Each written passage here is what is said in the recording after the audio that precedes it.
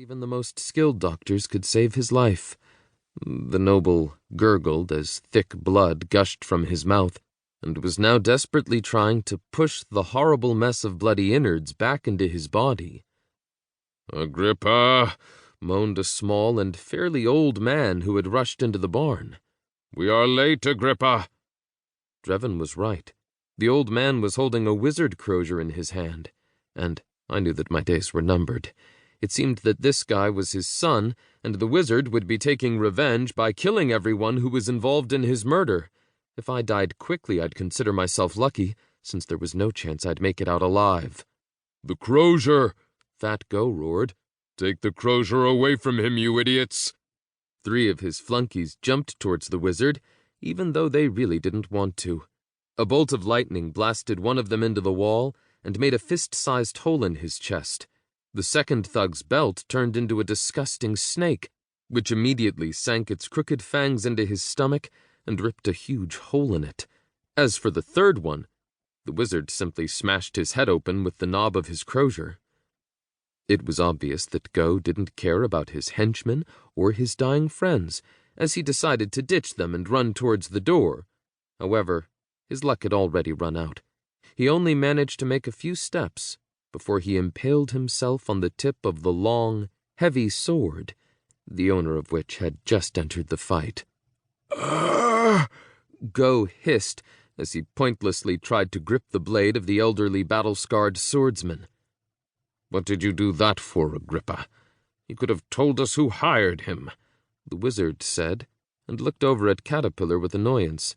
The girl was still alive and was rolling on the floor, clutching her face and shrieking in agony. "What an awful noise," the wizard said with disgust in his voice. Immediately after that, blue and white sparks flew out of the crozier and hit the girl's chest. She twitched a couple more times and then went limp. "Who?" the wizard cried out, and ran up to Go, whom the man called Agrippa had flung off his sword and onto the floor. "Who hired you?" "Boo," uttered the ruffian, still unwilling to yield. It was obvious that he understood what was happening and what they were asking, but he knew he was dying. Because of that, he decided to ignore their question and rudely stick out his tongue. "Go to hell, you geezer." "Who?" the wizard demanded as he grabbed Go's head and shook it. "Tell me, and I shall send your soul to the altar of the eternal rest." "Who's waiting for me there?" Go laughed, but his laugh immediately turned into coughing, and he spat blood on the wizard's face. "I've killed so many people that I can't even count."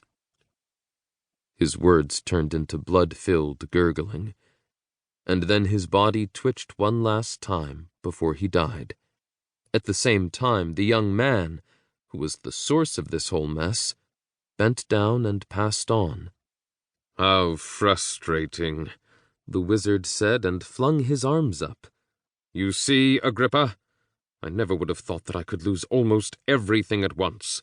The Baron is dead, and I don't know who wanted to take his life. It's clear why, but who? Anybody could have done it."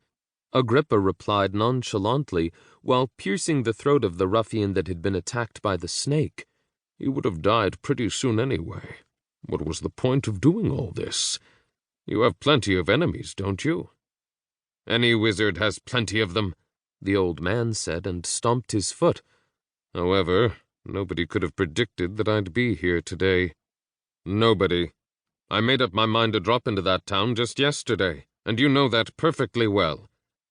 "To predict and to calculate are 2 different things, you know," Agrippa said and looked around. "You're rather a wise man, master, and you could count the people equal to you in power in this whole world on one hand. But that doesn't mean that someone couldn't calculate your actions somehow. You remember that I managed to do that once. Why wouldn't someone else be able to do the same?" "Perhaps you are right," the wizard admitted as he bent down over the young man's body, lying in a puddle of blood. "If that's true, then we can conclude out that the one who is behind the murder is a man who plays a large-scale game. Imagine